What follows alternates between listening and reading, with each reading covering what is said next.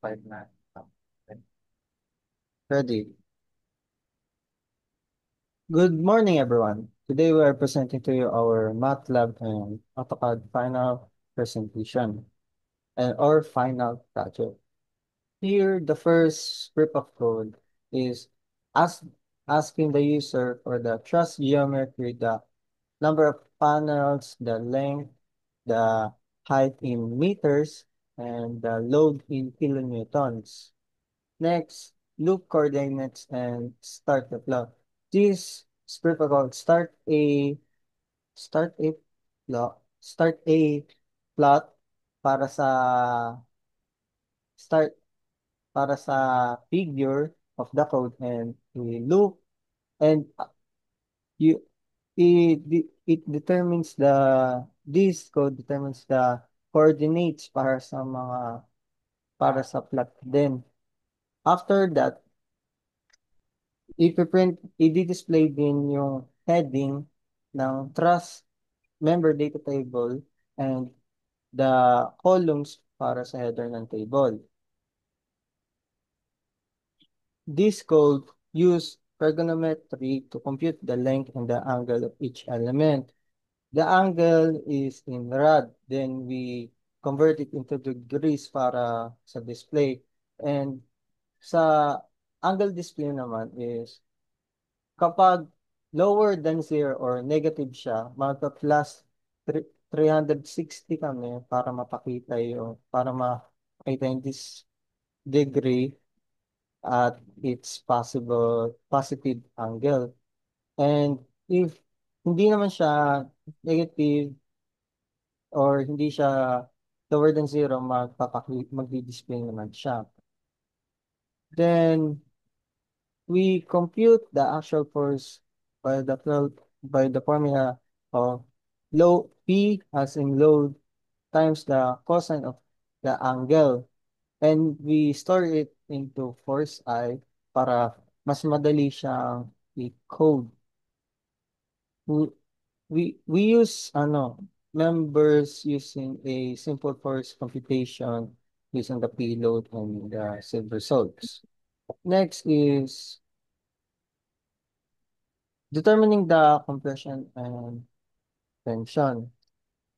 This code confirms the sign of the estimated actual force to identify the force type, kung tension, compression, or wala, or zero siya. It, it defines by the flat color. Kapag compression siya, red.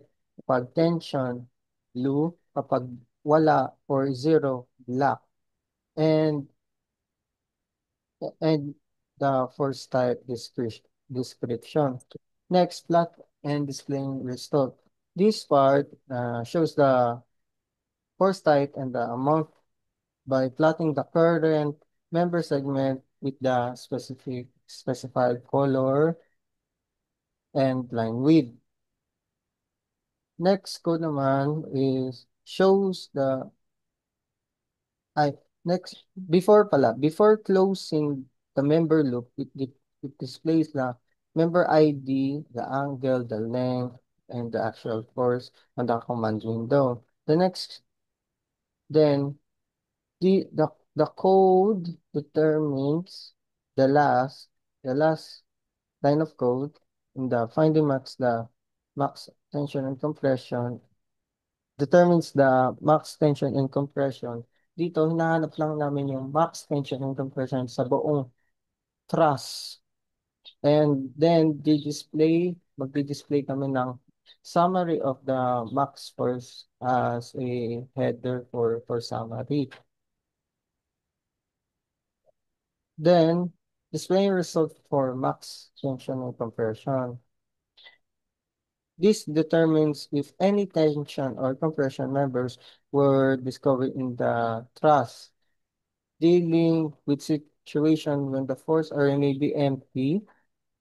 If force were detected, the max tension blue and the max compression red values present or otherwise 0.0 kilonewton is displayed.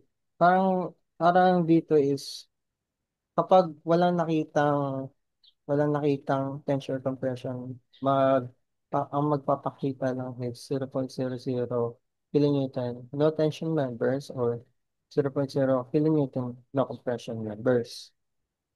Here's the example. The problem of our code is hindi namin alam kung paano gawin yung truss na anim na panel. So, nilop namin tapos yan ang result. Nagpapakita naman lahat ng result, lahat ng length, angle, and force.